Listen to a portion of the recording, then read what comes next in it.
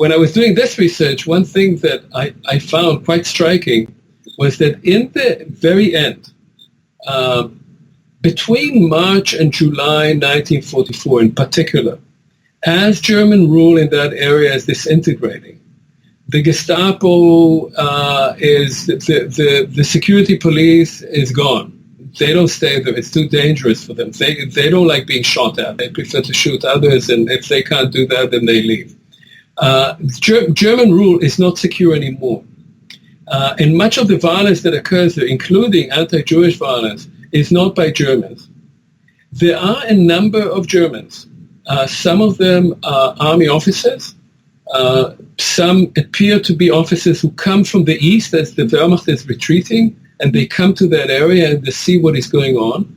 Others are agricultural officers. There are people who are really in charge of labor farms, of agricultural labor, where there's Jewish slave labor. They begin helping Jews against the population that is out to kill them. And in fact, many of the testimonies that I have exist thanks to a couple of Germans who had decided that they were going to defend the Jews who were under their control. The last of them stays in a town nearby in Tłuste, which is near Buczacz, where there were many people from Buczacz who had fled to. He stays there until a few hours before the Red Army comes and protects those several hundred Jews, or there are about 600 Jews.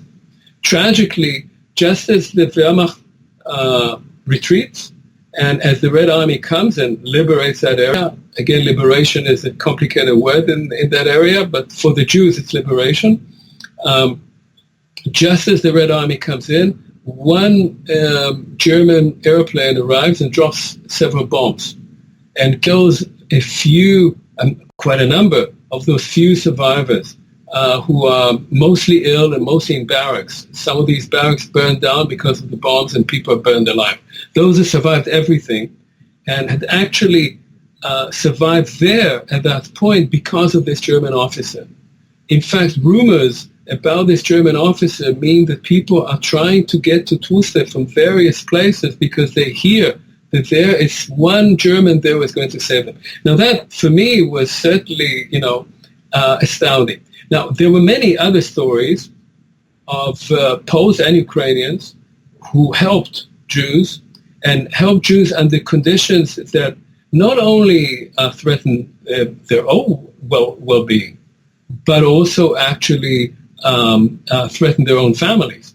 And there were a number of people who paid a very high price for that. And I know these stories from Jewish survivors, not from Polish testimonies, but from Jewish survivors. And those two are extremely important. There is a tendency to tell the story of genocide and the story of the Holocaust as a sort of predetermined story, and that ultimately nobody had a choice, as you said earlier. We may have done bad things, but we had no choice. You'd hear people who were in the Jewish police who would say that. We had no choice.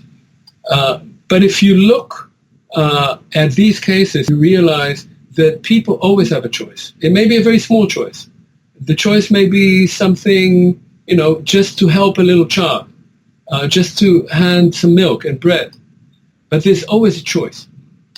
The last thing I'd say is that, because I mentioned Jewish policemen, one thing that also struck me that I hadn't thought about. I was raised in Israel, and in Israel, when I was a teenager there, the usual discourse on the Holocaust was that what we should learn from the Holocaust is that we should have weapons and know how to defend ourselves and not go like sheep to the slaughter. There was all this rhetoric at the time, which was based on a complete misunderstanding of what the event was about. But the main enemies, I would say, of this discourse were the collaborators, the Jewish collaborators.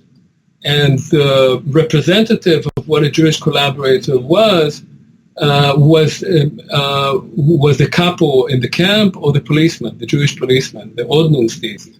I interviewed someone in 2002 who happened to have been living in my own hometown where I grew up, but I didn't know until his daughter told me about him, and I interviewed him. He was from Buczacz. And he told me He had friends before the war. Many of his friends were Ukrainians. Their neighbors were Ukrainians. They used to invite them for Christmas dinner. He went to the gymnasium. And then after his parents are killed, he and his brother go and join the resistance in the forest. And then he told me about the resistance and how they would come into Buczacz every once in a while. The Ukrainian friends would give them food and shelter. It was a good, heroic story. And it was true, but it wasn't the whole story. And some years later, I found his testimony from a trial in Germany from 1968. And in that trial, the defendant was a German policeman who had served in that town. And my witness was testifying against this policeman. And when they asked him, how did you know this policeman? He said, well, I was in the Jewish police. And then he gave a very detailed account of the Jewish police. Now, initially, it seemed to me completely incomprehensible.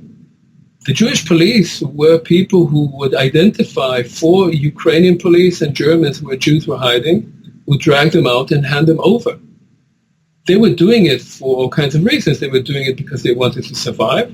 They were doing it because they wanted to protect their parents or their siblings. But they were collaborating in the killing of their own community. So how can that come together with the fact that later on this man was a resistant? And then I realized, no, there were several of these men. They were young men. They wanted to live. They wanted to protect their parents. And then in June 1943, the Germans declare Judenrein in the town, and they come also to kill the police.